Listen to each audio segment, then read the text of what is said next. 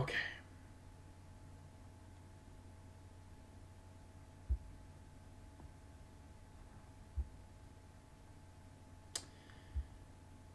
And it seems like we are live. Okay. Yep. Seems like we're live. Oh, I'm in chat, just making sure. Okay. Okay. Just waiting to see if anyone else wants to show up. I'm hoping some people do. Because that would be incredible.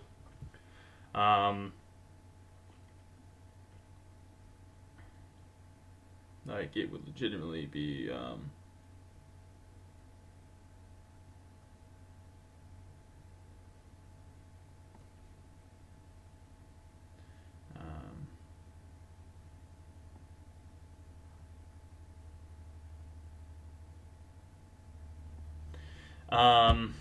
so just gonna see if it got tweeted out or not.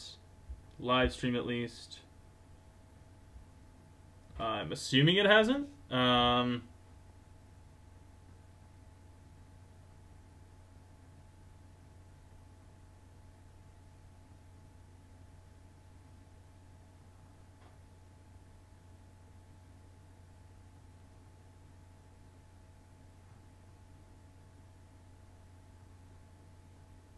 Okay.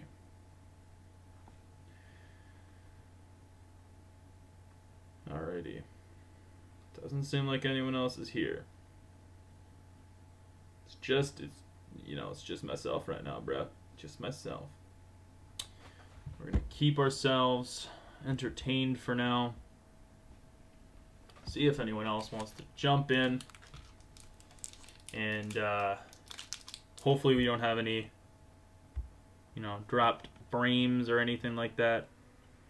Doesn't seem like we do right now. Good. I'm just pretty much here for now.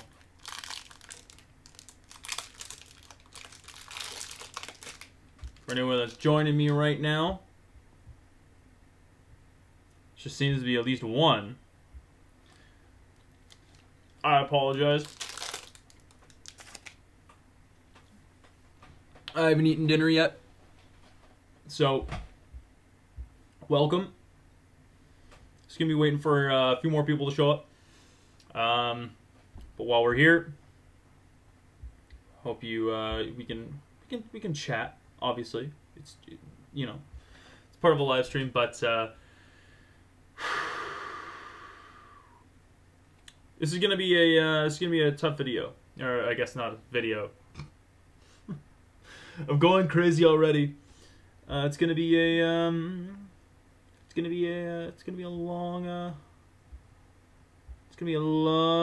time. It's gonna be a long, arduous process.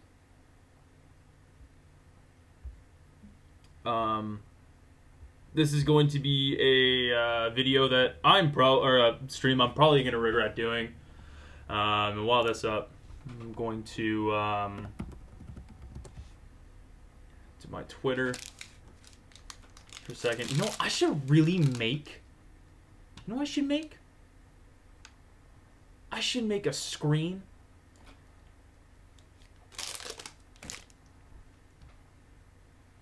I'll do that eventually.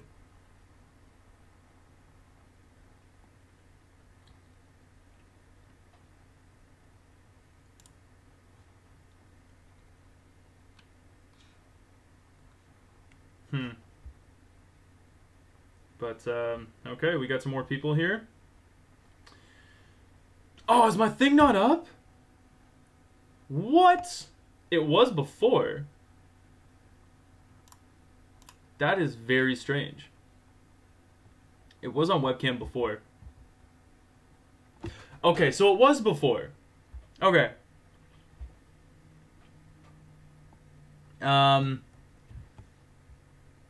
Alright, so We got some people in the chat. So, hello, Marcos. Oh, I feel like I'm gonna die, but I'm gonna push through this. So, I'm doing a stream. I've gotten some tweets at me recently. I've gotten comments in my comment section, and yeah, I've been having a very, I guess, tough time recently with with some certain things, right? You know, there's been a lot of, you know, stuff going on in the community and stuff that people have wanted me to address. And for those who know the channel, know exactly what I'm talking about. And yeah, this isn't something I want to do necessarily. And this is more me going to talk about obviously about a topic, and it is about, as some of you will inevitably know or guess. Okay, sorry about that. Is that I am doing a commentary live on this, mostly so you guys can get my honest reactions and about the Smogon and Verlified drama. Again, this isn't something I really want to do, but I know there's been, I wouldn't say an outcry, but there have been numerous people that want me to do a commentary, and there have been numerous people that have found my Furless commentary and have basically tried to either insulted me a little bit. Not that I take it very personally anyways, but this is more to get a live reaction from me, and that's it. I want to go over the backstory, which was the Fan Friday video, and the video that preceded, or that came after it. And that video is about the Z Snatch Mimikyu that Nivki did. And great battle. I honestly recommend you go watch it because it's really, really, really fun. It's a really cool set, and if this somehow reaches this person, I would love to play with that set. That being said, of course, the effects afterwards by certain individuals, not necessary. For those who know the backstory, pretty much there was a Discord group. Also, by the way, hey Ninja, there was a Discord group that, you know, Nivki was a part of, and that I'm not sure, so I will be referring to Nivki as just Nivki, but Nivki got kicked because, you know, she was apparently, or Nivki was apparently, you know, threatening to spread this battle video, despite the fact that, you know, this person, they wanted to show this video off because, you know, it was something they were proud of. And, you know, the fact that they ended up being able to get this sweep with the Z-Snatch Mimikyu, this person that they battled didn't want that. And, you know, Nivki was more than willing to respect their wishes, right? And so what happened was, because this person showed the battle video to two of his or her friends, they ended up getting kicked from the Discord server. And honestly, and this is just my honest opinion here, I'm more than disappointed with the group of individuals that we will be seeing in the Discord chat when we open up this video. I am more than disappointed with this group of people, basically crucifying Nivki because Um, really, they did nothing wrong. They asked permission to use the video, despite the fact that realistically they can use the video if they want to or not. And the fact that this person was so scared that the video was going to, I guess, get put out on the internet because it was going to go to a Verlisify Fan Friday really upset this person. Now, do I care? No. I don't care about that. What I do care about is more the fact that that Neve Key got kicked from the server because they showed it to the battle to a friend. 2 friends, to be exact. And more to that, what also disappoints me is the fact that this person doesn't seem to be willing to admit the fact that Verlisify was going to be seeing it anyways. I really think that if Neve Key weren't kicked from the server, it wouldn't have been shown. It wouldn't have mattered. But because the fact that it was, the entire situation exploded. And so, for those who don't know, Verlisify obviously made a response to the entire saga, which I don't necessarily agree with, but in the video we're going to be watching, which, if I get this right, this should work, it should transition. Please transition.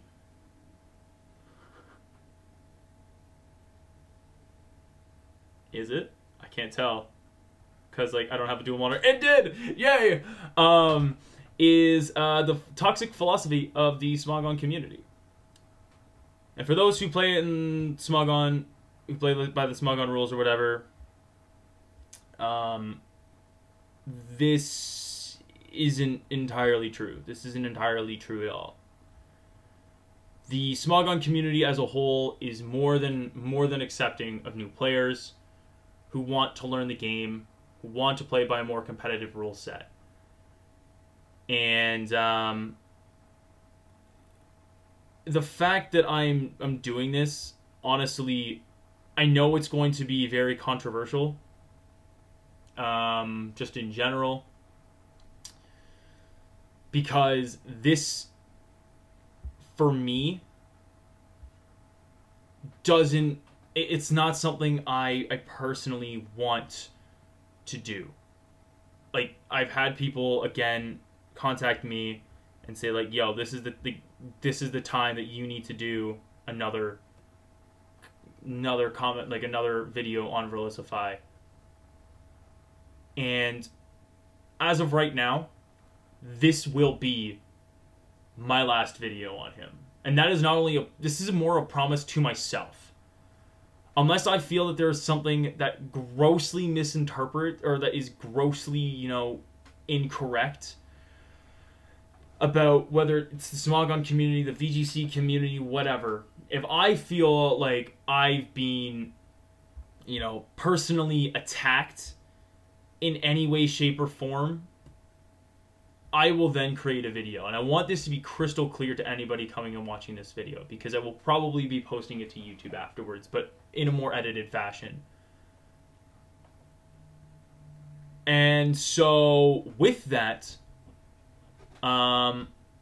let's get... I don't know why I'm doing this. I don't even know why I'm doing this. I thought this was a good idea in my head. And it's not.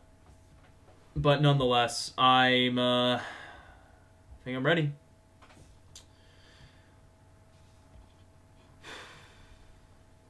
Here we go.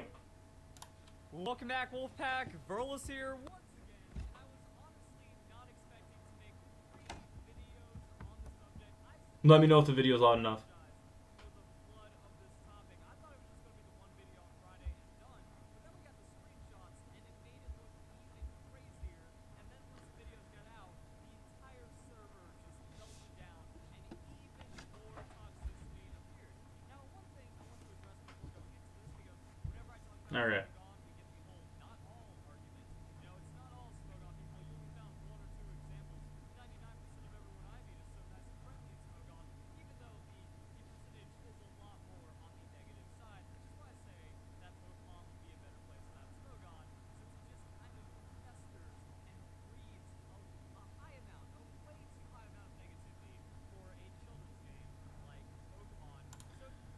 So, this is where I'm going to be stopping it first. And this is where I want to address the fact that it's mostly negative, and the fact that Smogon, like, without Smogon being there, Pokemon would be a much better game.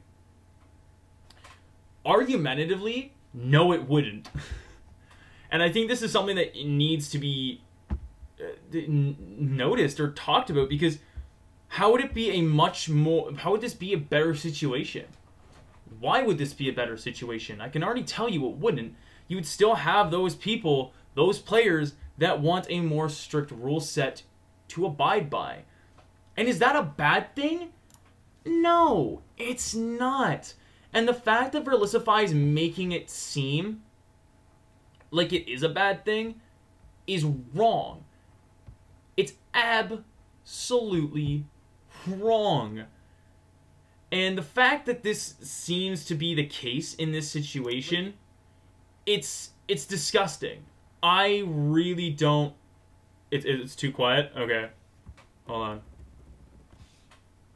I will try and turn it up as best as I can. Hold on. Streamlabs for a second. There we go. Let's see. So here we have Smogon's... Is that any better? It is... Pokemon would be a better place without Smogon, since it just kind of... Sorry, I usually have chat open on my phone, but... a high amount, a way too high amount of negativity. But pretty much my entire point is that if it were so toxic to begin with, wouldn't it be just as toxic without it? You would still have players, complaining about the fact that, oh, you only won by evasion. Or, okay, it's better? Okay, good. Perfect. But to complain the fact that, oh, the community would be better without it, I honestly, there's no way to tell. There's no way to say whether or not the community itself would be much better with or without Smogon. Personally, I would probably set up probably the same rule set. Right? If I'm playing singles, I don't want to be playing with evasion or anything like that. Sorry, I thought I went to facecam there, but my entire point is that it's just, you can't say that it wouldn't be something, or that it wouldn't be toxic without it, because you can't prove that. You can't, like, there's no way to prove that in any way, shape, or form. So, and by the way, if anyone wants to make arguments or point things out to me as we're going on with the video, please let me know, or point these things out to me, because I want to hear your opinions as well, on the topic. Whoa, did not want to do that. Are you just not going to play now?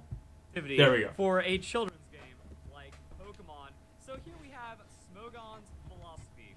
It is on the website. You go about, you go philosophy. I've done a video on this already. But I can definitely try that.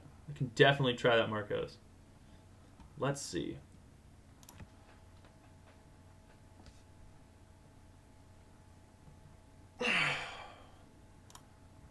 Let's see. Absolutely. I've got Discord open right now.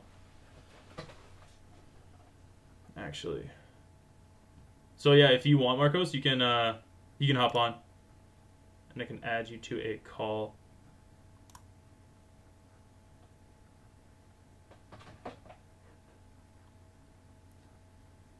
Yeah, like,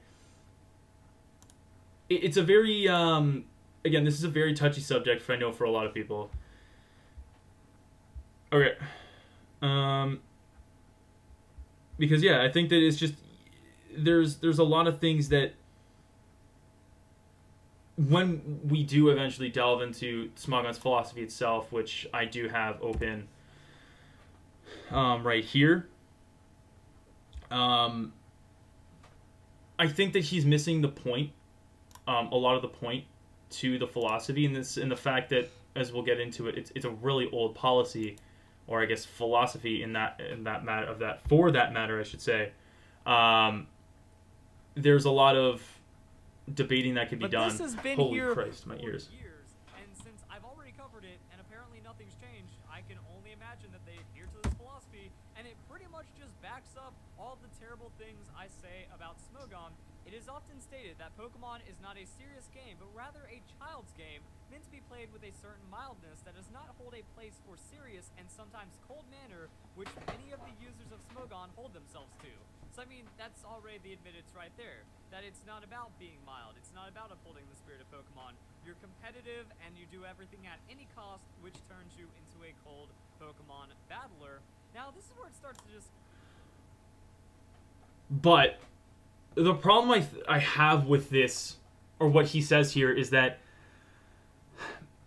realistically, no, Pokemon wasn't intended to be a serious game. Let's be honest here, it really wasn't meant to be serious. It was definitely meant to be more of a child's game. Wasn't meant to be as serious at all. And so just saying that, yeah, let me just see, does not hold a place for the serious and sometimes cold manner with which many of the users of Smogon hold themselves to. It doesn't necessarily mean that, oh, Smogon's toxic, and the fact that they want to play in a more competitive environment. Hello. Holy fuck! I keep my ears. Sorry, my laptop's a little weird. When it comes to stuff like this. Understandable. Oh yeah, it's annoying. But how are you, Marcos? Good. As far as I was in the live stream, you were talking about how Pokemon was not really meant to be a competitive game from the base. Yeah. And I can't agree more. Yeah. Like the fact that accuracy is even a mechanic, regardless of the fact that you can lower accuracy. Yeah. Like the fact that certain moves have a really high chance to miss. Mm-hmm. I think that that's kind of like enough proof. And the fact that it was made by a really small team with no intention of it being competitive at first. You can't really change after the fact. Yeah.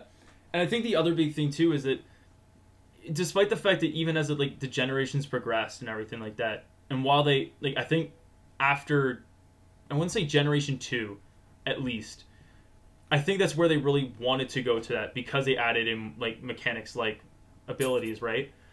Yeah. But I would argue it's more in Generation 4 they realized they have a competitive following. Yeah, for sure. Especially when they, or even during it, which is 2008, when they really started doing VGC. Yeah. But I think that in his argument personally, it's more, that doesn't necessarily mean that this is a toxic thing to do, right? Some players are very down to the point, let's battle, instead of being all oh, nah, let's have fun, or whatever. At least... Yeah, I think the root of the issue is that Furless has a negative perception of Smogon talking to him through Twitter messages. He just has an inherently negative perception of Smogon because of some bad experience he had with Smogon players in the past. Yeah. Where he will allow the minority of people who are toxic within the Smogon community to destroy the entire perception of the community to him. Mm-hmm. I feel like most people wouldn't allow a few bad apples to ruin the entire batch, because honestly, how people who play video games are toxic regardless of what game they're playing. I guarantee the person that's cursing you out because you flinched them with Rock Slide in a Smogon game is the same person that's going to curse you out because you saw him before he saw you when you were playing PlayerUnknown's Battlegrounds. Yeah. It's not the fact that they play Smogon that makes them toxic. It's them as a person and their own way of playing and speaking and their mannerisms. Yeah. And the other, this is something that even as I was debating on whether or not I even wanted to do this, was there's toxicity in every community, big or small. There are pockets, right? And so it's very hard to say that this is as a whole a toxic group, right? Because I can attest to the fact that I've run into those people who will harp on me for using a very niche set. Recently or within the last month, I was using a knockoff Alakazam. Which is crazy, yes. Which is absolutely crazy, right?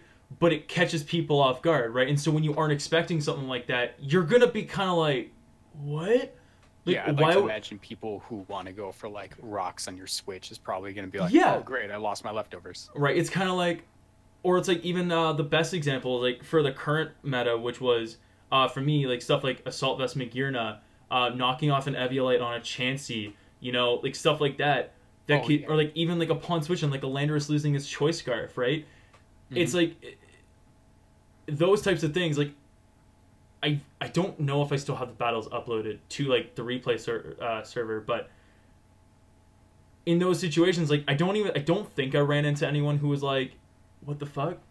Why are you running this? There are better ways of going about it. Some people, like, honestly, people need to learn to take it on the chin. Oh yeah, for sure. Yeah. And I know it's it's something that's very tough, like especially with like in the community, like even as it says within like their own like the philosophy itself. It's like, you know, some players will criticize you because you're going against like the standard. But in that situation, like if you can beat that player without the standard, does that make you a bad player? Not at all, right? Mm-hmm. It's the fact that how do I say this? People who use like really off meta things Yeah. are proud of themselves when they finally get that win, and they'll probably, it's understandable if they pop off a little bit. They'll be like, "Oh my god, I got it!" Because they probably been attempting to like with the Mimikyu thing. He's probably attempting to get that Mimikyu Z snatch sweep for a while, right? No, like from my understanding was that Nivki had gotten sweeps with it before, but against players that weren't necessarily like as good, right? Mm-hmm. Or like you know how some like newer players make very like predictable switches or whatever. Some use like in-game teams. And so like all that Neve really wanted to do was just like send this battle in and basically just show off the fact that he battled a really good opponent and ended up using and being able to like successfully use like this very niche strategy. Yeah, I think the reaction from the community that banned him, that was messed up. That was not absolutely. That was not warranted at all. And honestly, if you're playing Pokemon, you have to expect people to save replays. Yeah. Right, and you shouldn't be embarrassed if you lose to something like that. No, because honestly, you know what you say when you lose something like that? You say, I wasn't expecting it. It was really cool, and I can at least appreciate the fact that he got it. Yeah, for sure. So you have to, like, my philosophy is I can't call something bad if I lose to it. Yeah.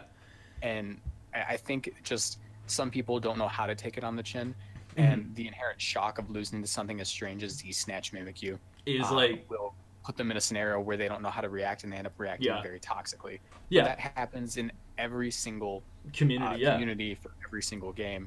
And I think the reason that Furless felt he should make a video on it was honestly for the sake of being able to find another reason to make a Smogon video. That's what his fans are there for. They love hearing him talk about it, talk really down to Smogon. And like if he saw the opportunity to do it, how do I say it? I don't think he actually has that much against Smogon. I think what happened is he found a very niche group of people that were against Smogon, and he stuck with it because that's his audience, and he's going to continue to give his audience what they want. Yeah.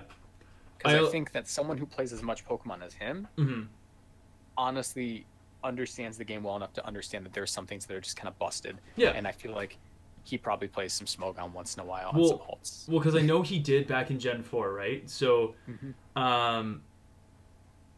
and like he stopped apparently, like from my understanding, when I think it was Salamence and Garchomp were being banned, I think, or when Garchomp was banned in Gen 4. And that could have just been a gut reaction that he made a video on. Well, like, yeah, and he's like, and from my understanding too, is that like he just didn't understand or, you know, didn't agree with, right? And that's where he just kind of defected.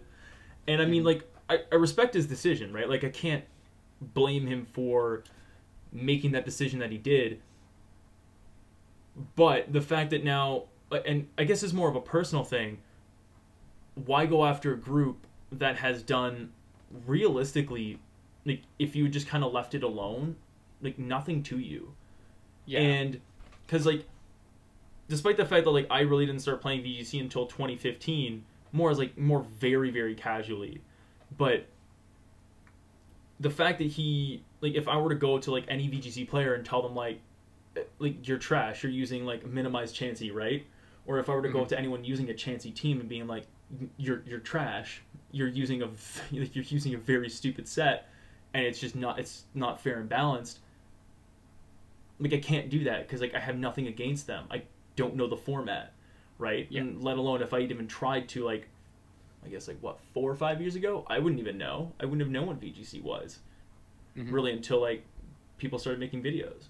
But I think that's where, and this is my honest opinion, and I love what Pyrotaz has said about it, was there's almost part of me that wonders if he was some form of act at the beginning.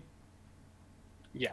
Because I found that really funny when I watched the sequel to his video a while ago. But I just sit there and I just kind of sit here sometimes and wonder, what's the point?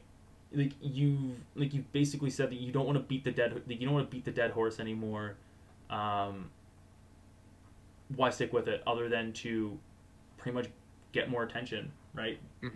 Bring in the views, which is sad because I do think that he can put out more interesting content. Like, I know he's capable of making great content. I've seen it. Oh yeah, absolutely, right? And I think that there was a time where he just kind of stayed away at a certain point. I think it was 2015 after the big apology I know he did.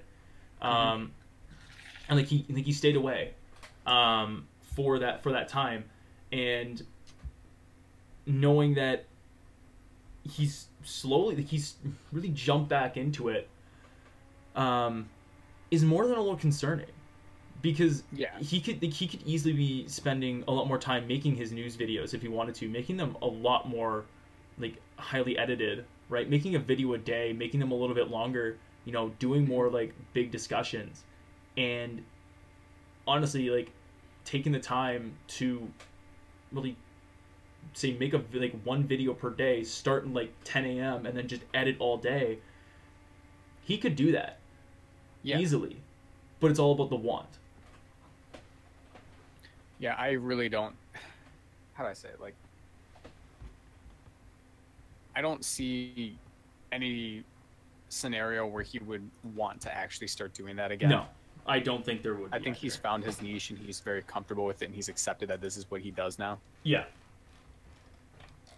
I honestly just don't know. It's just unfortunate, right? Because like I know, like I can't say that, like, again, there are plenty of people that have come up to me and said like, oh, you just must hate him or something.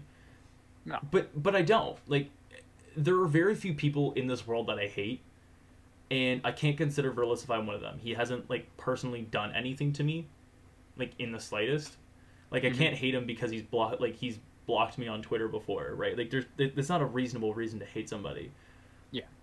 Like, I just like the avenue and the path that he's gone down, because like as I started like getting more into like the competitive side of Pokemon, like he was like the channel that really introduced me to the fact that I can create more like original and unique sets than like something like a Smogon standard would be, right? And that was the best part. That was like the pinnacle of Verlisify when he was doing his guides, right?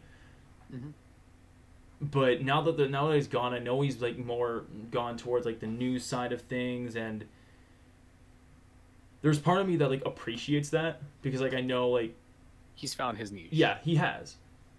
And there's also the part of me that wonders if he went back to it, or has he realized that, knowing that have his battle streams been that popular, right?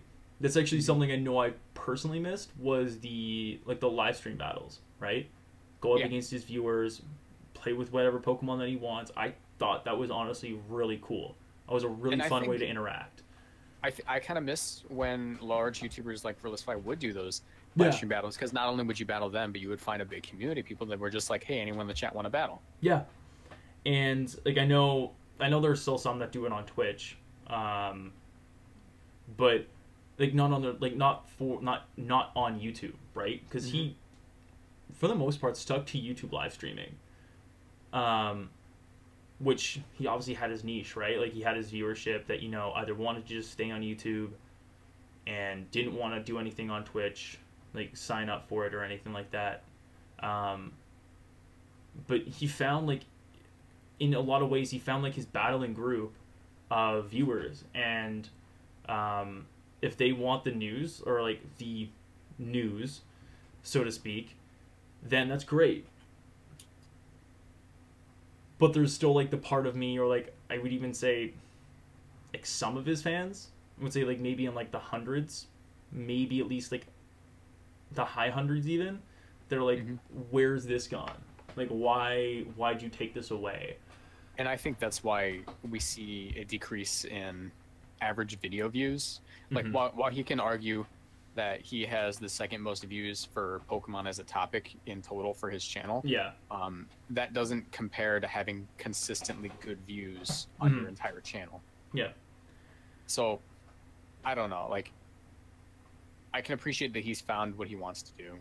Yeah.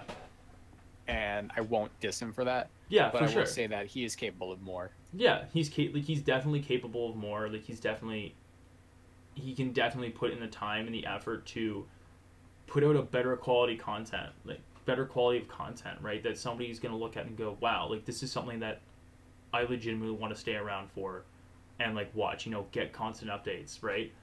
Like hit the bell and make sure that like I know when a video is going out or has been like put out. Yeah. Like the way I see it, and I like this goes back to my stance on the fact that people need to make sure they're financially stable. Like there's this pyramid that we learned about in my philosophy class and my human geography class, basically talking about like the pyramid of human needs and what you need in order to do other things. And on that on the base, like you build up, like you can have self-fulfillment. Self-fulfillment's the final piece on top. But way at the bottom is food, water, shelter. And it sounds weird considering PokeTube being a source of food, water, and shelter, but this is his main source of income. Yeah. He needs to like have consistent views in order to get food, water, and shelter. Yeah. And honestly, I feel like it's hard for anyone who has been able to sustain themselves solely off of YouTube to stop doing that and get like a job. But I think that if Furless wanted to make better content, then he would have gotten a job. But I think as of right now, he wants to stay how he is, stay very secure with making his news videos, and he isn't really too focused on creating great content and making a great channel as much as he is making a successful channel with consistent views. Yeah. Ninja, I feel that Verlisify would be a great PokeTuber if he didn't start drama and accuse people of hacking. Well, that too. Yeah, for sure. Right, like I know, like the biggest thing that really sparked it all up again was the whole Wolf Glick thing back in 2016. Which was honestly, what did Wolf even do wrong? That wasn't a competitive video. That was a battle between friends. Yeah. That was a battle between friends where you had that Luka ball, right? Yeah. So what's that was the point? that was the Nugget. That was the Nugget Bridge thing, right? And I know I saw plenty of videos talking about it that went over it over and over again, and I kept rewatching them because I wanted to like kind of understand where other people were coming from. Because personally, I really didn't care, right? I think what I cared most about what Wolf said at the end of his response was more that breeding from hacked Pokemon was okay, and I'm not going to go down that road because I personally don't. But the idea that in that situation, he really took things out of proportion, right? Like I know when he talked, like when he talked about like Ray Rizzo and his Dream Ball Aegislash, like I understood, right? Because that was a competitive format, like that was like it's a new mechanic, sure, but like. And that's fine, but even that, I even know when he brought up the Lure Ball Drizzle Polytoad or whatever, all that stuff, sure, like absolutely not okay. But I think in that same direction, like you can't like he made a good call out, right? He had the evidence. I wouldn't say all the facts, but he did bring a lot of evidence. To make his case. Right? Like he had enough to make a good case for like his argument. When it came to like Wolf, it's like I think he was riding off the coattail yeah, like of what he had done previously and thinking that he'd get the same results. And in a way, he did get the same results. It's just it wasn't as impactful as the Ray Rizzo thing because it doesn't matter with Wolf because it was a friendly thing. yeah, it was a Nugget Bridge tournament, right? And so like even in that same year, or even like just before then, you know, calling out people like Scott Glaza, right, because of the supposed like corruption, right? And Oh, I remember watching the Scott Glaza video, and that was back when I was supporting him. That was back when I was a fan of his, and I said, "Wow." Like, and I didn't know anything about VGC. All I understood was he went to a tournament and the judge sucked. yeah, That's what I understood from that. Exactly. Because that's how he presented it, and I wasn't informed on how tournaments function, all the different things you need to understand about like tournament etiquette, how you should be treating the judges and stuff. And now that I understand that, I will say he was kind of being a whiny little boy. Yeah, right. And it's like, and I know even in Duncan Kneedeep's like video talking about it, like it's up to the judge, right? Like if they deem that it's not timer stalling, then you can't really argue with it, right? Like you kind of have to like take it and like you have to take it and go, right? Like you can't do anything about it. Yeah. Right. And like I will say, he is notorious for rehashing old issues into new issues because he knows that he can like get away with it with his audience. But he tried doing that again, and it was at an event that I attended at the Dallas tournament. Everyone in the crowd was cheering. They were freaking out when, what was his name? I don't think it was Yuri. It was someone else. I can't remember exactly who. We can probably check his channel, but he beat the Chansey team through round timer stalling. That's the thing. Was it round timer stalling is a win condition according to the rules. Yeah. But Furless saw it as he's just timer stalling. Was it Chuppa? It was Chuppa, yeah. Yeah. I remember that. I watched the VOD. Not a person in the room was disappointed with the result of that match. They were freaking out like, this is amazing. He's doing it. It was insane because you want to know something? Round timer stalling is a lot harder than timer stalling in a lot of other scenarios. Yeah. Because round timer stalling involves you making sure your timer doesn't run out, so you have to select your moves, but recognizing how much time is on the clock. Yeah. And also recognizing that your opponent has much more time to click his moves than you. Yeah. So you have to account for all those things. You have to make sure your Pokemon don't get fainted, and you have to make sure you don't end up struggling your Pokemon to death with PP, with running out of PP, because that is something that happens, especially when there's a pressure Zapdos on the field. In this case, it didn't affect his Mons, but like he had the opportunity to struggle the other Pokemon with pressure Zapdos. Yeah, I just looked at that and like I look at that and I go, I mean, like I get that it's not necessarily like as like I get why he doesn't deem it as like competitive, because in a way he's right. Mm-hmm. For sure, exactly right? Playing Pokemon. Yeah, it's like you're not like really playing. You're just relying on the fact that you know like you're not necessarily going to win, or like it's gonna come down to like a lot of rules. And I get that, and I get why he doesn't deem it as competitive. But I know for like a fact, if it came down to it, like you'd almost want to, right? Especially if it means whether or not you're gonna make it into like a top cut scenario or you're and that one did matter actually. Yeah, it did. But here's the thing, right? I don't understand how something that actually takes legitimate planning and skill, round timer stalling, is not considered competitive in his eyes when in evading Chansey is. Yeah. Because all right, I made a video talking about like Smogon a while back. Yeah. And I talked about Evasion and why it wasn't competitive. Yeah, that was because that was when is that the one that the GBA did it on? The what?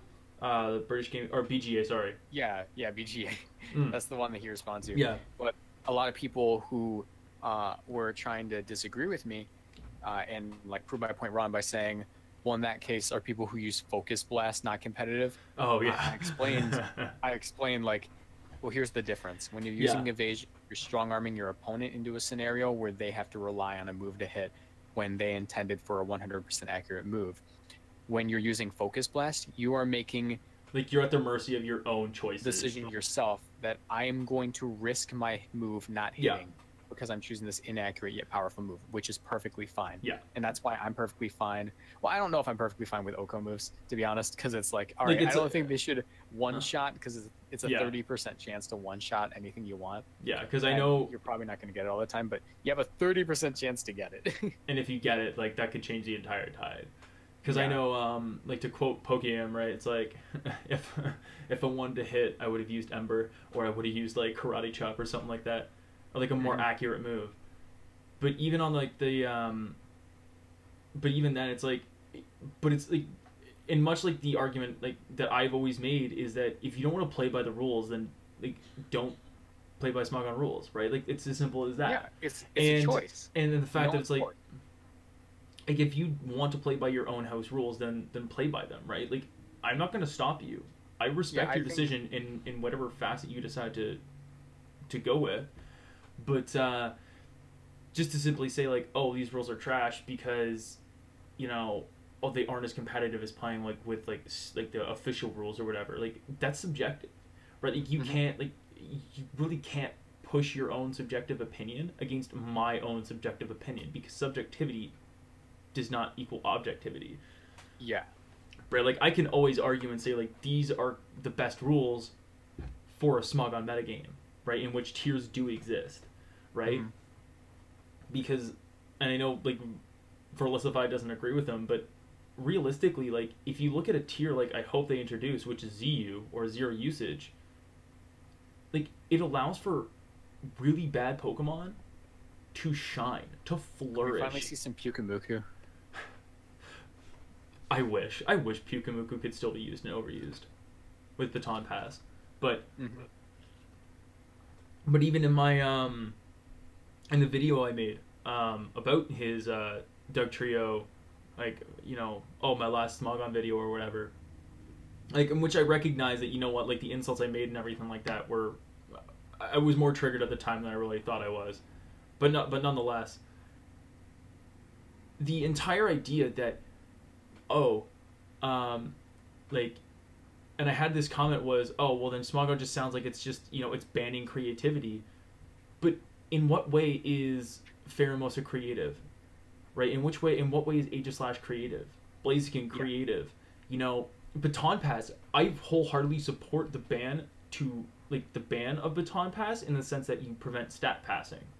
Because, like, in the singles perspective, it's a lot harder to use a move like Haze or Whirlwind, depending on your team, right? And to, like, be like, to pretty much in a way force yourself to run something so you don't get swept by, like, a Magirna or like a stored power Espeon is so tough.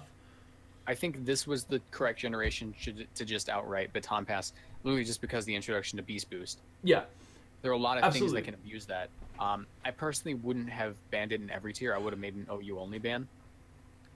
I was, like, my personal thing was, like, I know they banned it in PU and ORAS because of Combuskin, right? Because it was getting speed boosts and swords dances and then passing them off to like a Xatu, which would have a key berry, get hit with a physical attack, it gets a defense boost, and it would Calm Mind, stored power, and then stored power to sweep. And my personal thought was, and this is something that I debated heavily with just some people in, like, the Showdown chat rooms, was complex ban it, right? Don't ban the entire move so you prevent a Pokemon like Pyukumuku from actually putting in, like, decent amounts of work, right? Because you block in a Celesteela, you soak it, you toxic it, it's now on a timer, and it's forced to, like, pretty much either Leech Seed stall or switch out, like, the very next turn. Yeah. And then you get a slow Baton Pass out. Yeah, like, that's why I'm not a fan of banning it in every tier, because you automatically nerf things like Umbreon, which really relied on that slow Baton Pass. Right, and I think that's where, from a more personal perspective, I don't agree with it. Oh, and Ninja says, I actually wanted to ask you guys this question. What do you guys think of the misconception that Smogon punishes creativity? Oh, okay, yeah. I don't think it does, though. Like, it's the players, right? Like, if and this is where, like, Verlisify eventually will talk about the creativity part, and it's basically, you can, like, some players are definitely going to ridicule you for, like, using a very off the wall set, right? I think I had, like, one or two people, like, comment to me about why you were using a knockoff Alakazam with like HP Fire, Psyshock, and a substitute. Was it substitute? Yeah. Something like that.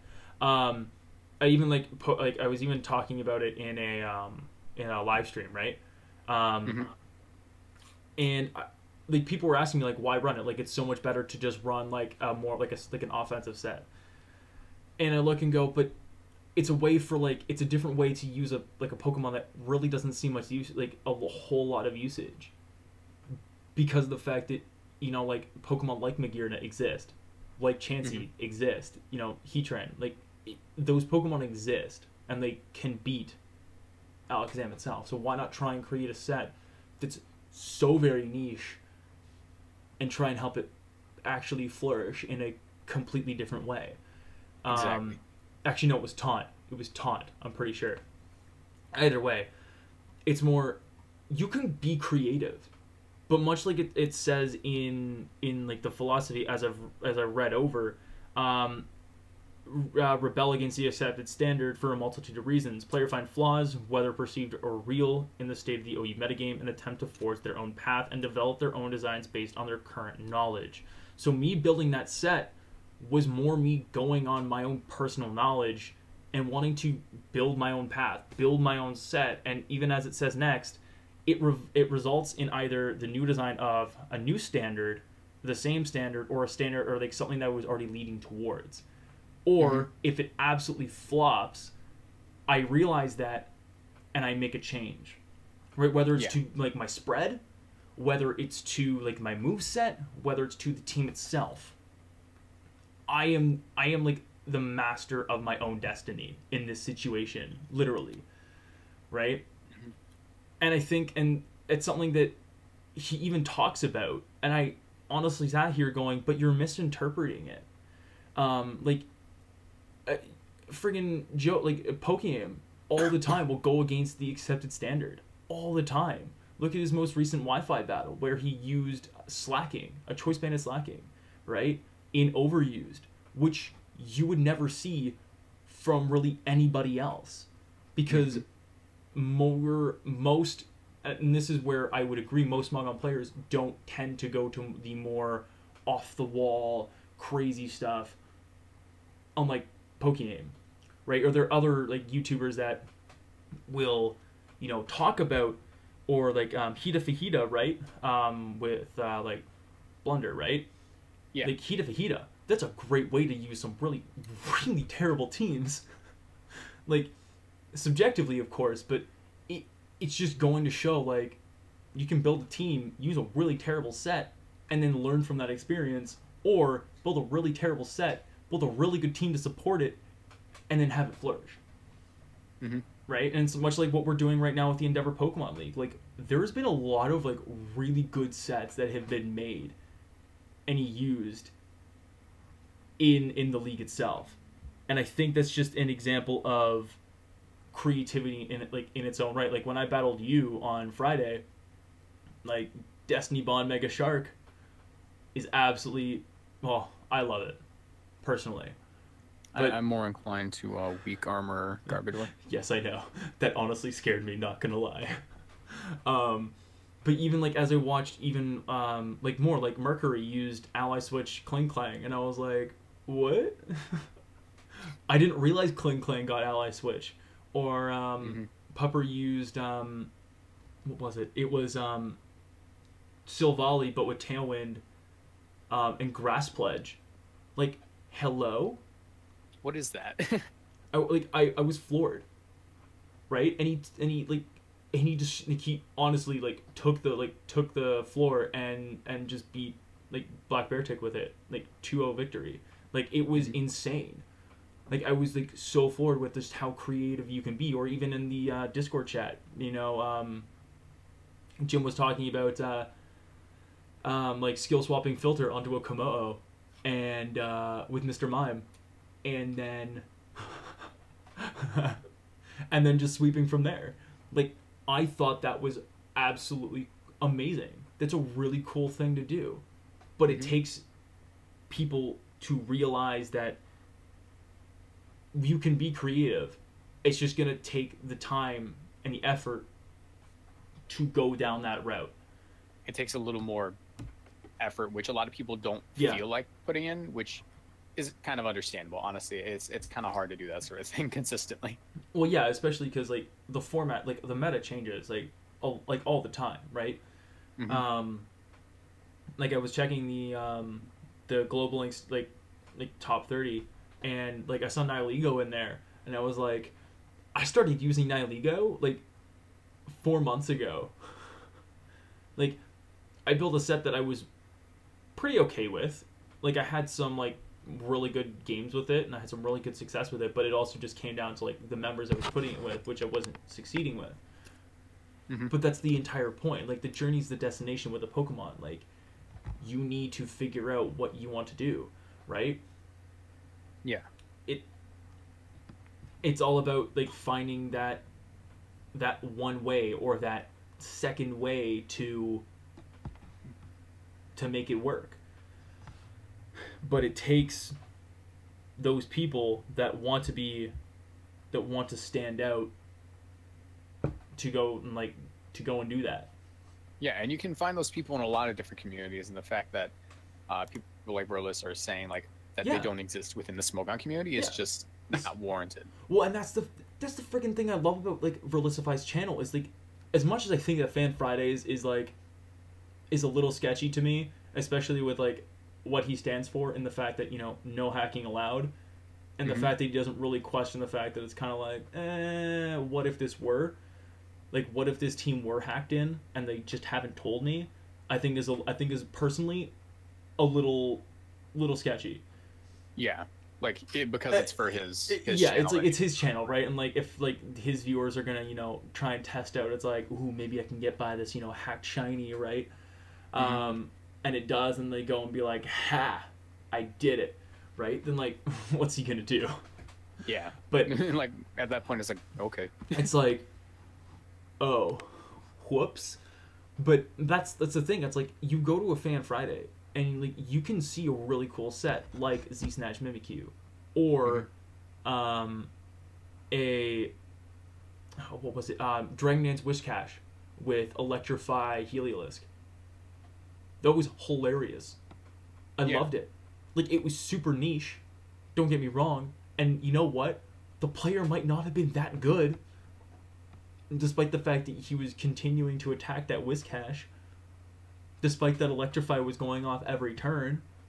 Mhm. And I don't think that's necessarily, and that's where I kind of look and go, but it's not necessarily the best way to look for strategies, because you're not necessarily going up against the Most best competitive players. of players, or yeah, the most competitive of players.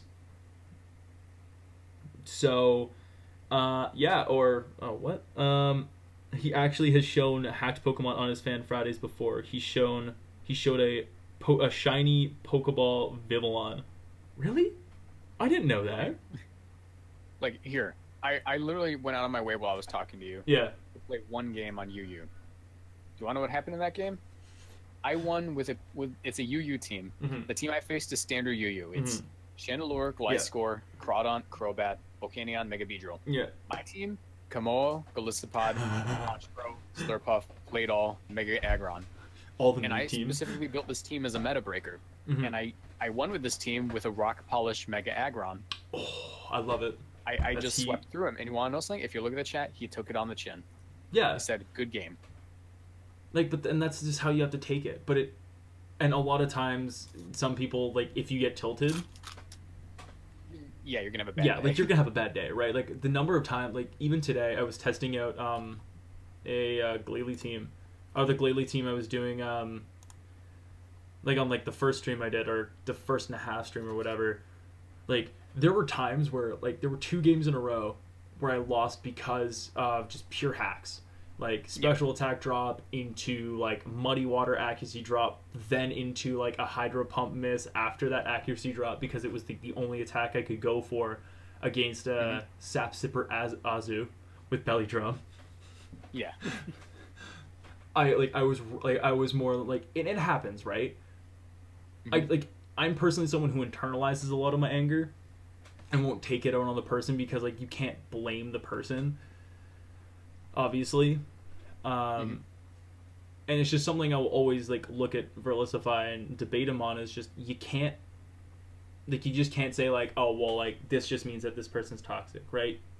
Yeah, They or may be until to say like one toxic person means a full toxic Right. community. yeah, it's like there's context, right? Context matters, right? So like if I went up to that same person and went like, yo, like, can I ask like what happened in this battle, like what happened leading up to it, right? And they just say no, like I like his team sucked or whatever, then like you kind of like fuck him, right? Yeah. If he's like no, like, you know, I was really tilted afterwards, like, you know, and if like this person that tweeted like a screenshot of it, of like someone saying like, oh, your team is like super is like reliant on stall or whatever, and they look at it and go,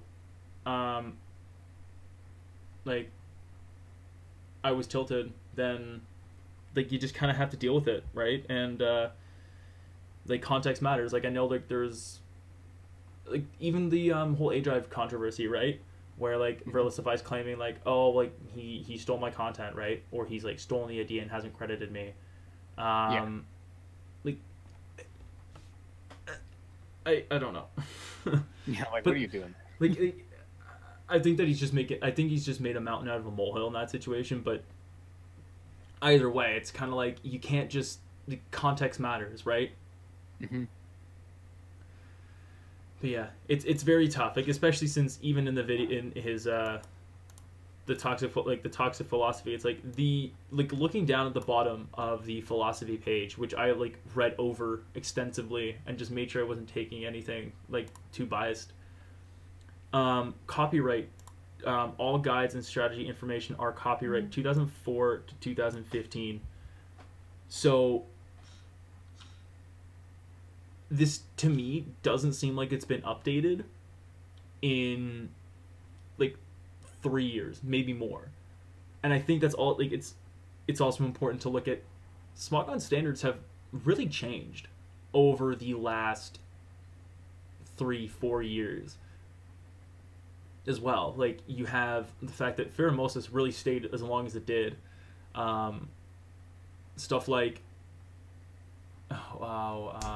Mega Metagross, especially with like the new buffs, like the buffs it got, it stayed for as long as it did.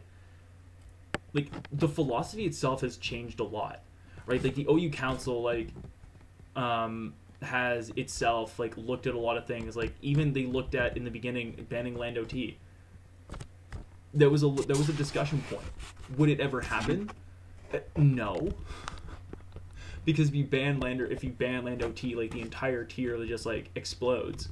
Yeah, because it's the been glue. so ingrained in its ear. It's the glue, literally. Like you can't say like, oh, it's broken because like it's got so many uses. No, like it's not how it works. Yeah, OU doesn't ban through usage because OU is as high as usage gets. Yeah, OU bans through what is broken, Mm-hmm.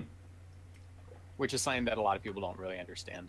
Yeah, and it's like when you like, despite the fact that like obviously other tiers will like have their own suspect tests or whatever about like, oh, like this Pokemon is like extremely like problematic with the current state, or even in general like has been a long like really big issue. Like I know Sneasel and NU was like suspect tested twice, right?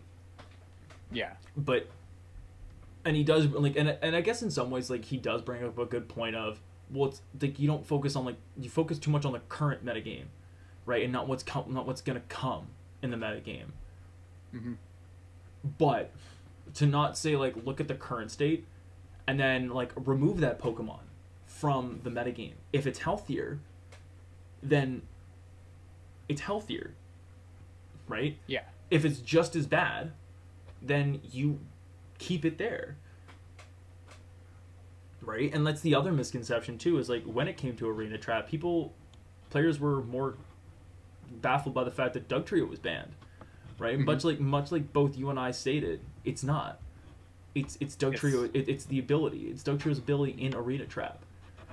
And I think that's just another big point in which, and this is something that I really didn't like about the BGA's video, was that not only did he not do his research on the bans or just know like offhand, is that some people, and not as many, but like there's a minority that will confuse VGC with the Smogon community.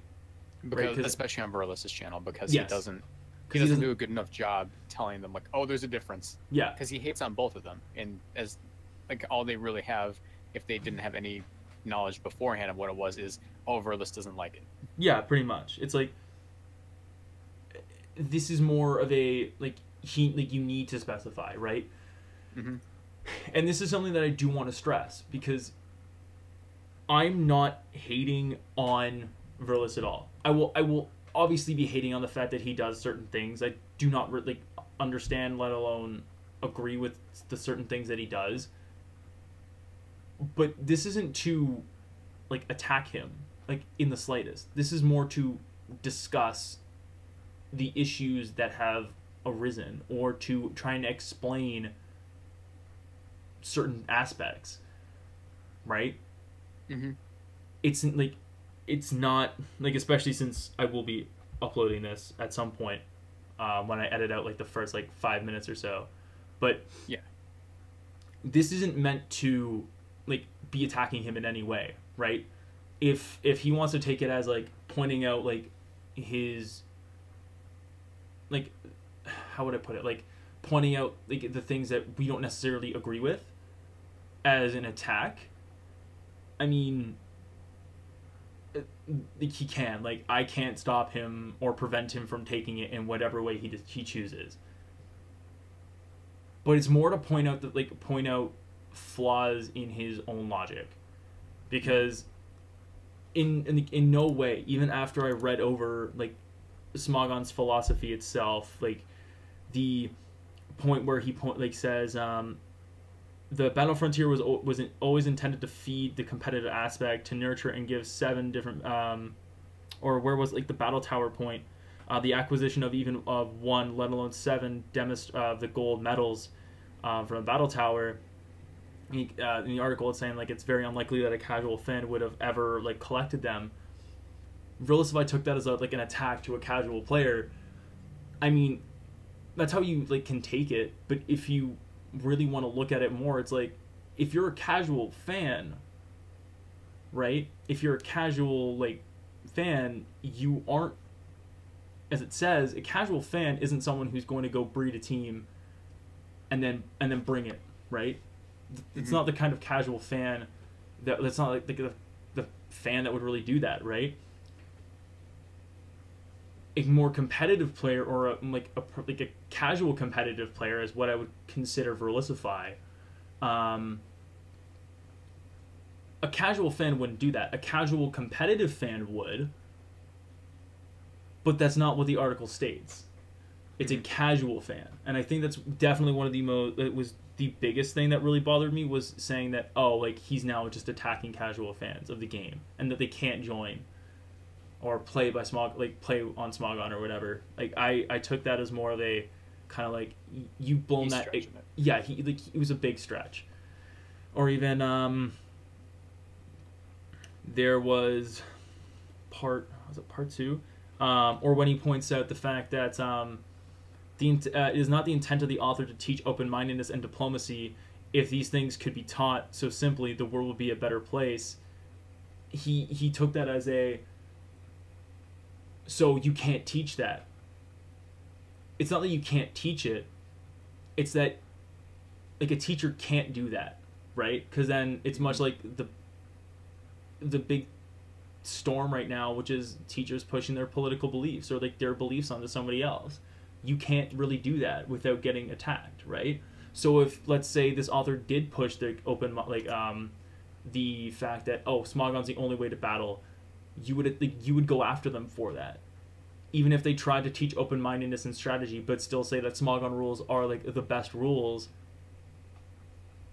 I still like would believe that you would go after the author. Sure, you can try and push them towards that, but it's in a lot of ways just as bad. Like, you have to let the player, again, forge their own path, choose their own way. If this person is trying to teach them how to battle of a more competitive nature, then by all means let them do it. They aren't it's not like it's doing anything bad for the player. They're helping them, and this community has found a way to help people like me learn to battle and get better at battling, much like the VGC community has when it comes to doubles.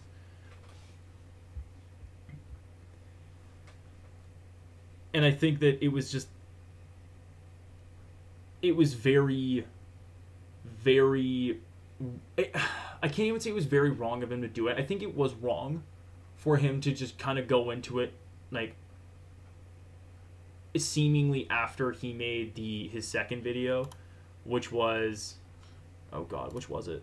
It was privacy. Saving a Pokemon battle is an invasion of privacy. Like, to me, it absolutely felt like he was going into like this, the toxic philosophy of the Smogon community, like immediately afterwards. Like, if you take the time to, like, much like I have over the last day, like, take a step back and like take everything in and read over and form my own opinion over it, I think this video would have come out a lot better, for my own personal opinion. Because you can't just sit there and say, oh, well, it's toxic, and that's it. It's not helping anybody. It's not doing anything good. Despite the fact that, as I said, like near the beginning, as he says all the time, if Smogon didn't exist, you'd be a better place. Would it actually be? It doesn't really make a difference. It doesn't, right? Like, you can say that all you want, but there's no way to prove it in the slightest. And I think that's where he needs, like, this is where I personally feel like Verlisify needs to take that step back, re-examine his views, in a lot of ways apologize for attacking, in a lot of ways, the community itself and the people that associate with the community of Smogon, and then try and get a better understanding, right? Actually listen to people who say that this, like, who you encounter is not the entire community. Because let me tell you, like, I know, like, Jack the Battler has been, like, dealing with this when it comes to the VGC community, right? He's never been to a tournament. He gets told, like, oh, you can't really say anything because you've never been to a tournament. Yet when I've made my VGC videos, like the 50 some odd people that have watched them, I haven't gotten any hate, despite the fact that I've never been to a tournament myself. Mm-hmm. Right? So to say that, like, there's toxicity in the VGC community, much like there is in the Smogon community, much like there was in the Call of Duty era, like 10 years ago, right? It'll happen, right? And you need to just kind of push it aside, right? Don't let it affect your views, right? Yeah. If you let it affect the way you think or the way you feel about a certain community or about a game in general, that's when you need to take the action and say, go to Showdown. Like, go to Smogon and, like, contact them and be like, hey, like, this is what I've been encountering while on the server. Like, this needs to stop. Like, I'm feeling personally attacked. I straight up put in the comment section to his privacy video and told him, like, I sincerely apologize. Like, this should not be happening to anybody, whether you agree with the rules or not. It should not happen. And if it does, let me know, and I will personally contact them for you. Right? If they choose to listen to me, great. And I can tell them exactly what's been going on. But if you're just going to sit there and complain about something and not take action, and instead of just, like, complaining about it, going to, like, in a lot of ways, the company itself, and saying, like, this needs to change, or, like, this needs to stop, then all you're doing is adding fuel to the fire, and that's not a solution either. Yeah. I think I've said what I need to say. Yeah.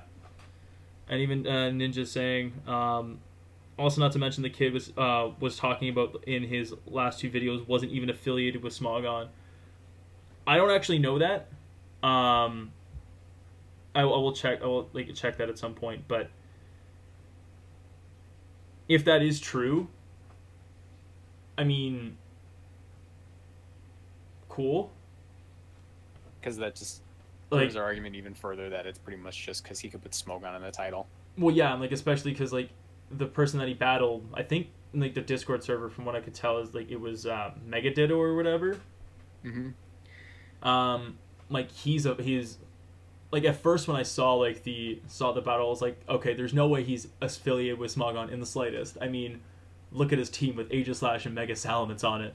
And then when I started watching it, I was like, it was a double, it was doubles, and I was like, okay, that makes more sense. But if this Mega Ditto person is affiliated with Smogon, then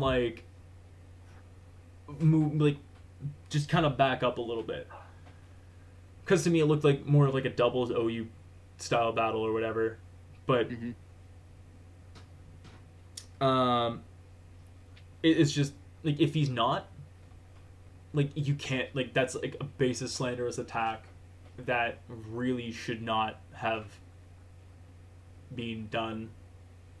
Because now all you've done is actually nothing. Again, which is unfortunate. Because I will say this many, many times, as many times as they need to basically get it through to people's heads. I do not hate Furless. I don't agree with him on everything. I know Marcos doesn't agree with him on everything. And that's just a fact of life. That's just gonna be a part of life, right? Verlisify and I agree on things do not hack your Pokemon. Personally, in general, I'm not a huge fan of it. The few times I had it done in the EPL was because I did not have the time to breed anything. Mm-hmm. Or if I did, it was taking me Wait, you didn't breed for the EPL band? No. I know. I'm so sorry. Tiny Marcos, no. No, but it's it's very tough, right?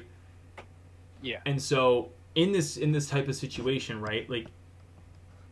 Does it bother everybody? No.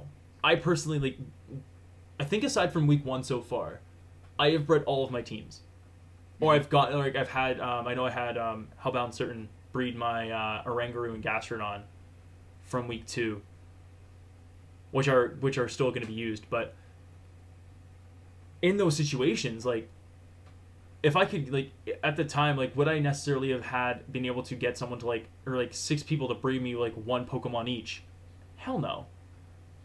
So in the situation of I need this team right now, it's an easy solution for this type of league or any draft league in general.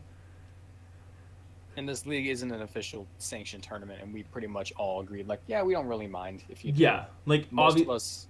I'm sure most of us don't, but yeah, I personally don't because it's not it's a big deal. I mean, sure you're getting the extra PP and everything on your moves or whatever, but at the same time, it's not it's making a huge impact necessarily. I know, I knew when it came to week 2 of season 1 versus Datsa, I didn't PP up my rock slides. I wanted to cry. I was so sad. Marcos. But yeah, it's for an official tournament, I would hope so, because at that point, if I don't have all my PP on my move, say Thunderbolt, and it comes down to me needing that 3 extra PP, and I'm getting pressure stalled, I'm gonna be a little salty, right? But that's a completely different scenario, right? This is the EPL is obviously more of a friendly league, a friendly competitive league, right? Yeah. But more towards which we're having trouble with at the moment because 2 people dropped out within the same 5 minutes. Oh really? Yeah, Preston dropped and Pupper dropped. Oh, Pupper dropped?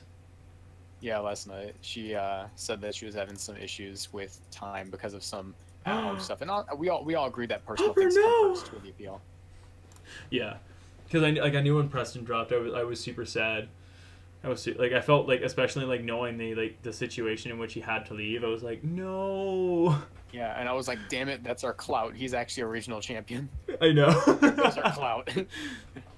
But yeah, it's like Verlisify, if he somehow ends up like watching this live stream, like as like once the video gets put up, and he legitimately wants to like have an actual like conversation, I would honestly love that.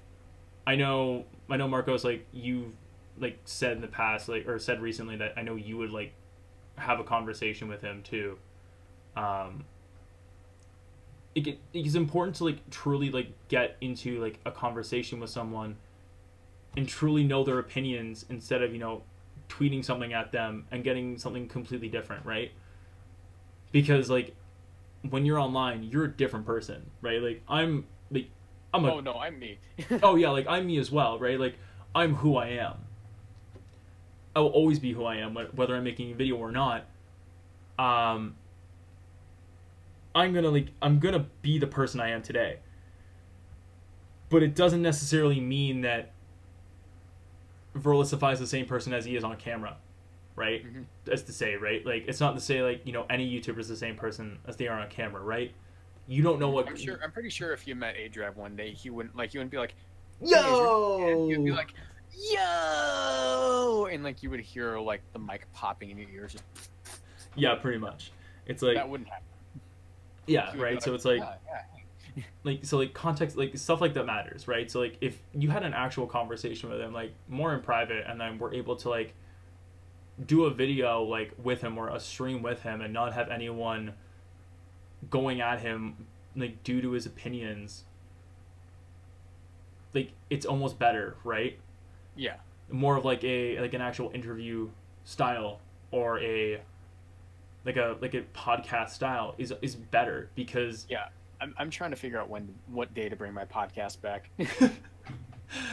and that's the thing, right? Like you just like you need to like realize, like before you go into like a Twitter like conversation with him, like you need to like this, like if it's a Twitter conversation, this is a public conversation. Yeah, like you need both to have to worry about your image. Like you just need to be civil, or as civil as possible. Because I know like he like you just need to like go at it, like you just need to like go like and talk to him, and more like I understand, but like here's like a different side to your argument, right? Because I like had a conversation with him on Twitter, I think it was about a week ago, through an egg account, and basically like brought up my arguments, and I know even people like afterward, like after like were telling me like don't bother, because it's like he's not going to listen to you.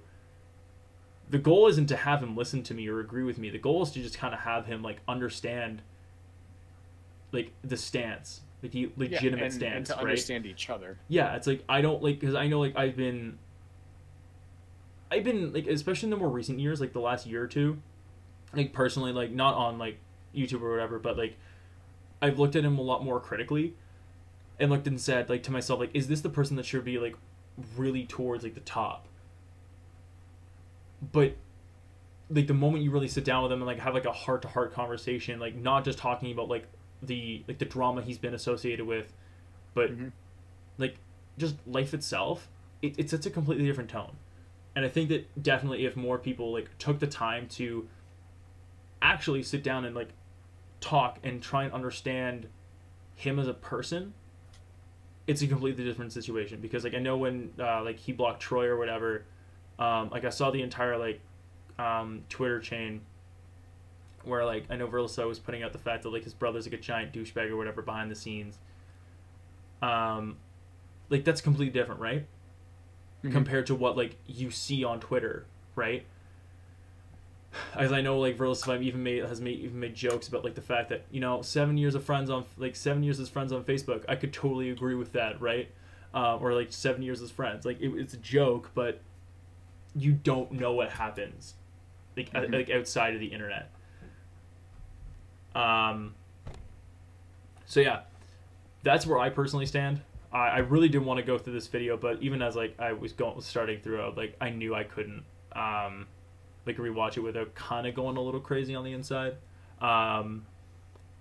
But I do highly suggest to anyone that's watching this now or that's watching this video afterwards, actually takes a look at the philosophy itself, right?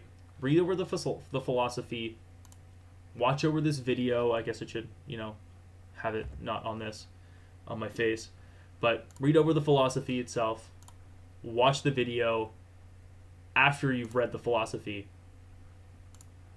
and then try and understand where Verlisify is coming from. Yeah, because I feel like the main issue that comes from people disagreeing with Smogon comes from a lack of understanding of Smogon and having their only perception of Smogon be formed from the information given to them by people who are against Smogon already. Yeah, and if you go in with that bias, much like I did the first time, it clouds your judgment a lot. So go in with an open mind to like this video, like to the philosophy if you're against Smogon, into the video itself if you're for Smogon.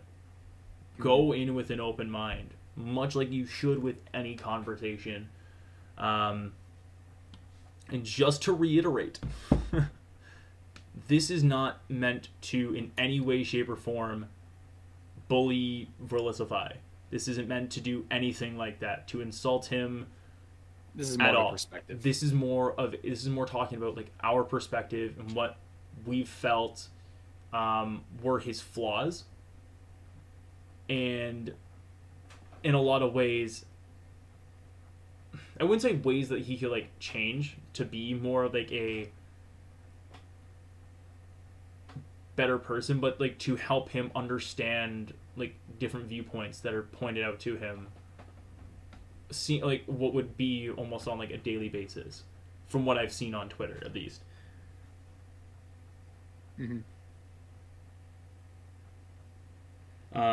But yeah, wow, this actually feels a lot better now that I get this stuff off my chest instead of internalizing it now.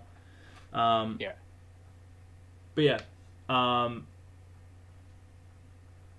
even regarding the Nazism comment, oh god, I don't even want to go there. We're not going to go there. Pokemon player, not a person. not going to go there. Not going to go We're not there. going to talk about him as a person, just a Pokemon player. Yeah, not only like a Pokemon player, but like a YouTuber as well. But yeah, anything else you want to say, Marcos? I managed to turn a good habit into a bad habit because I floss a lot more, but I only floss when I'm playing video games, and when the video game's done loading, I leave the floss on my desk. So you guys learn from Marcos. Turn your good habits into good habits, not your good habits into bad habits. Exactly. Because I have a lot of floss on my desk. I don't know if that's like very... Is that a very clean thing to do, Marcos? That is... My teeth are clean.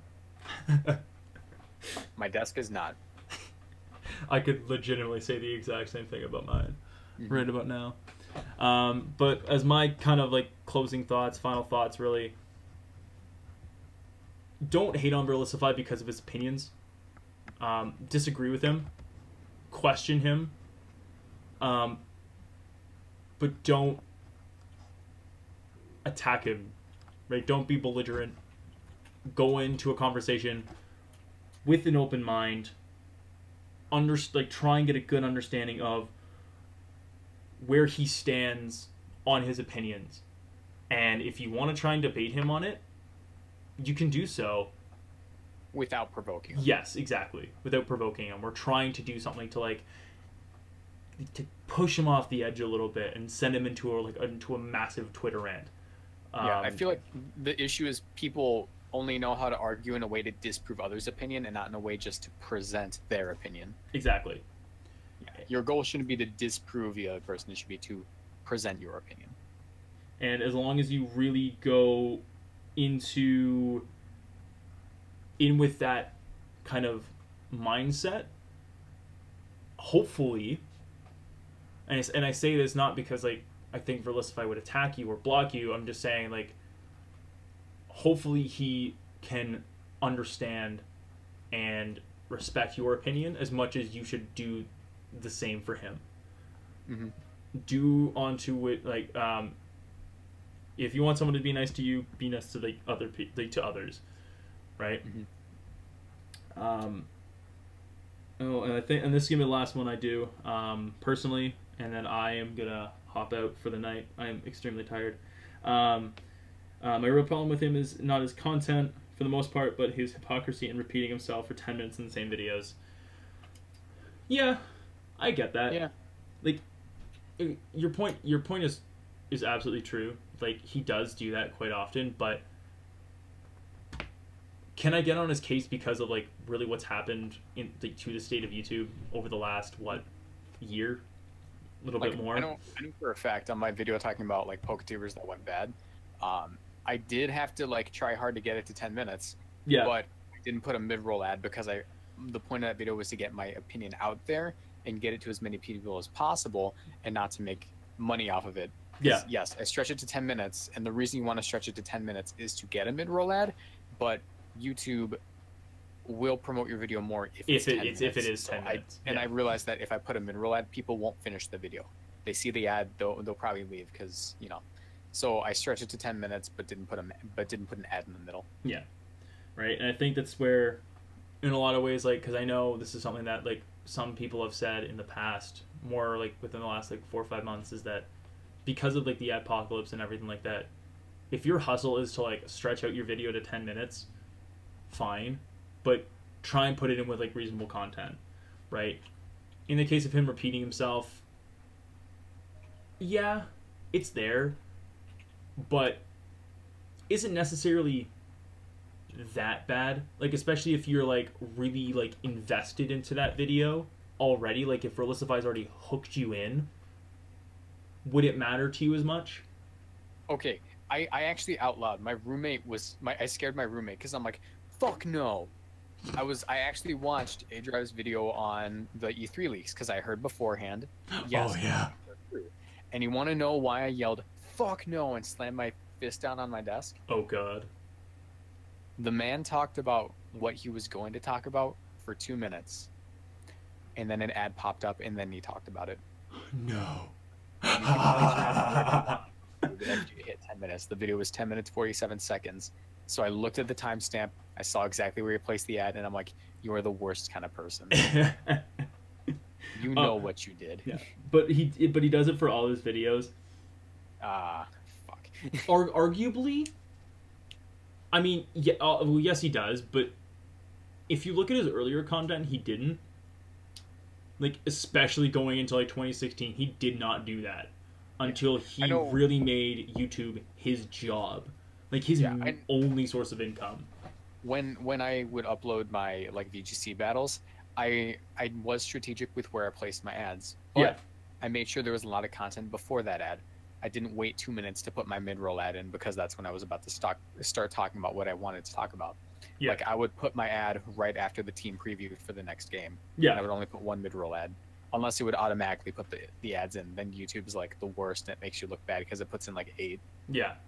Because like I know when I had monetization, I would try and put it like in between like times where I'd fade out of like a game. Shit. Yeah, smaller channels lost monetization recently, didn't they? Yeah, like, and then I put like an ad there and then fade back in, right? So it almost like, I wouldn't say it's like a seamless transition, but it was like it's almost like a very quick commercial break. Yeah, it's like commercial break, right? Like much like people do on TV, right? I think if Verlisify did that, people would, in my opinion, wouldn't hate on him as much. Realistically, like it's a seamless way of doing it.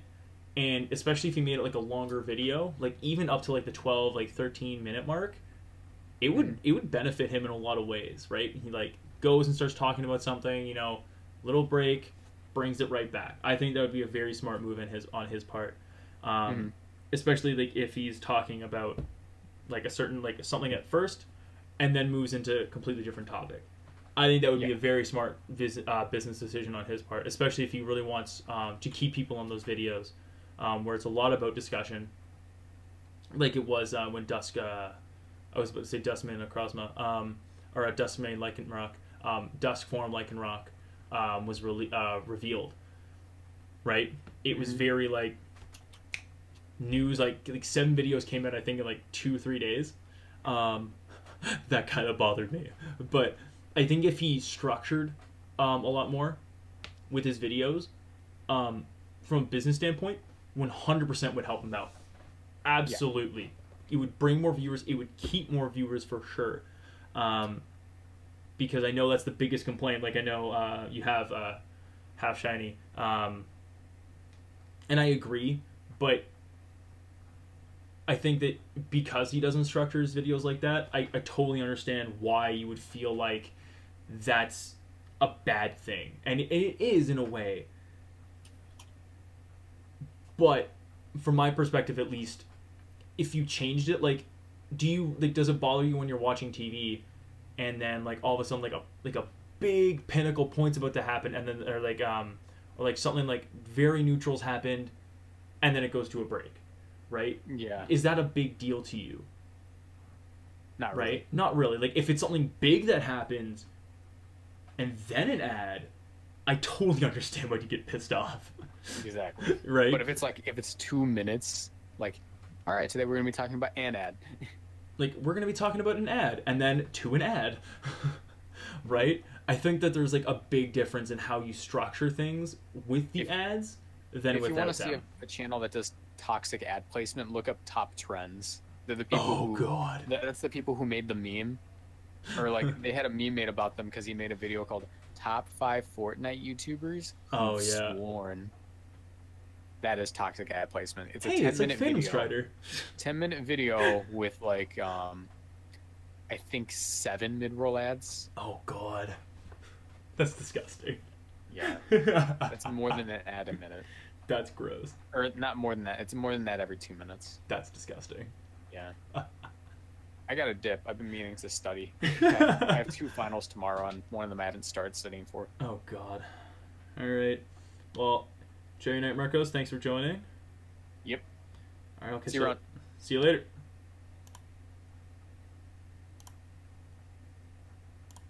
There you go. But that is going to be it for me as well. Hope you guys enjoyed. Again, stress this again. This isn't meant to attack Furless in any way. It is meant to point out again some flaws. Not only give him to try and give him a little bit of advice that he could take, and hopefully he doesn't see this as me and Marcos like attacking him in any way. Also, Patrick, yes, I did. Honestly, like when I was reading it, it was very hard to keep up, or like to understand what was going on, mainly because it looks like looks like there's one person that's talking about, like when they reference Amber or whatever. I was getting very confused at the fact that who's Amber? Is it who was it? Was it? I think it was. I don't even remember who it was. I'll try and pull it up here, actually. I should.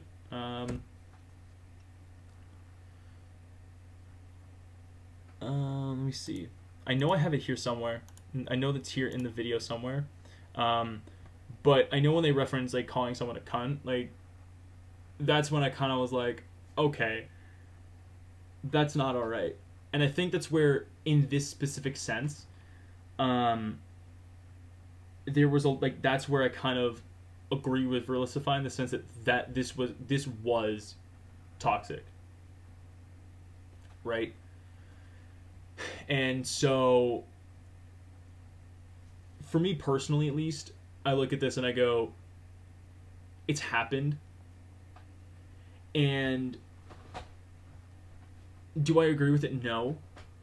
But now, hopefully, this can be, like, pushed to the side, and so Verlicify can go back to his content previously, right? Because, from my perspective at least, staying on this one subject isn't healthy, and realistically, it's gonna hurt his audience overall, right? Like, I could like, I could continue talking about Verlicify, and I could gain some subscribers, like, from it. But realistically, is it the best thing to be doing? No. But with that being said, guys, hope you enjoyed this live stream. Again, feel free to continue debating in the comment section down below when this video gets uploaded to YouTube, if it isn't already uploaded after this either way. Again, leave a like on the stream if you enjoyed it. And that's pretty much it, guys. I will catch you all later. Bye-bye.